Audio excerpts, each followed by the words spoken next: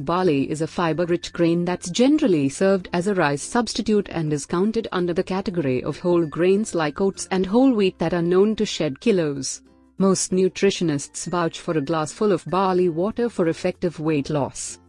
Barley water comes packed with fiber that helps keep your tummy fuller for longer, which further helps prevent you from reaching out to fried or junk food. Fuller tummy and lesser cravings will mean a healthy weight loss. How to make barley water for weight loss.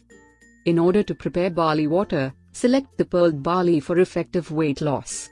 Boil some barley pearls until they turn soft. Make sure you add 3 volumes of water to 1 volume of barley as it tends to soak water.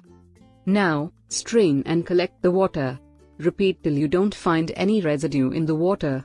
If you find the taste of barley water not so appealing, we suggest you to add a dash of orange or lemon juice or honey to it.